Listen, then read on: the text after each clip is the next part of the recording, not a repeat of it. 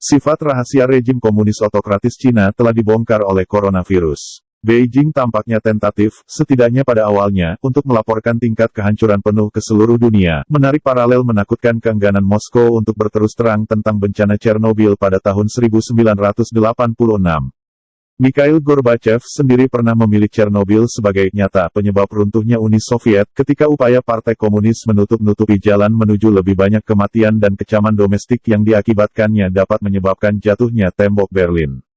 Profesor Steve Tsang berpendapat bahwa, sebagaimana keadaannya, Cina tidak akan menghadapi dampak melumpuhkan yang dilakukan Uni Soviet setelah penghinaannya sendiri.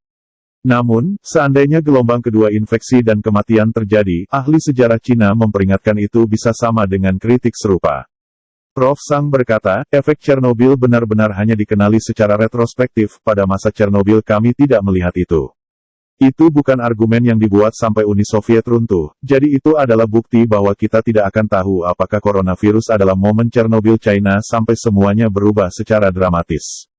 Hal kedua yang perlu diingat adalah, pertanyaan ini tergantung pada apakah akan ada gelombang kedua atau ketiga, dan bagaimana hal itu ditangani di Tiongkok jika tidak membuahkan hasil.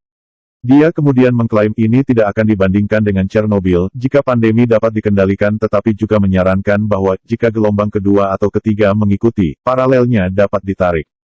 Bencana nuklir Chernobyl terjadi di Uni Soviet pada bulan April tahun 1986, ketika sebuah reaktor di pembangkit listrik tenaga nuklir dekat kota Pripyat di Ukraina meledak yang menyebabkan penyebaran radiasi yang luas dan mematikan.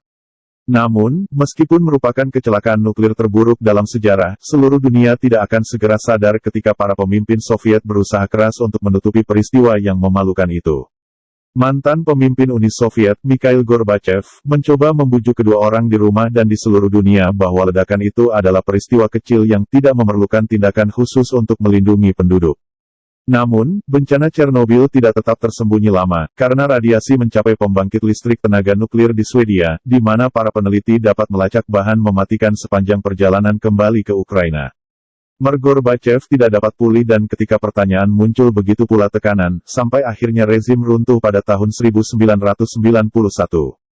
Tsang berbicara dengan Express.co.uk tentang upaya menutup-nutupi China sendiri, menyatakan bahwa kerahasiaan adalah metode standar pemerintah Beijing, yang dipimpin oleh Presiden Xi Jinping.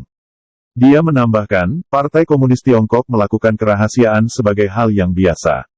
Jadi saya pikir tahap awal dari kurangnya transparansi bukanlah hasil dari konspirasi atau niat buruk untuk bergerak, partai tidak melakukan transparansi sebagai tindakan biasa. Partai ini pertama-tama dan terutama tertarik untuk menjaga partai tetap berkuasa, dan di bawah Xi Jinping, untuk memastikan Xi Jinping selalu terlihat benar dan tidak pernah terlihat melakukan kesalahan. Jadi, jika ada yang salah, bukan sifat alami dari partai untuk mengakuinya sejak awal.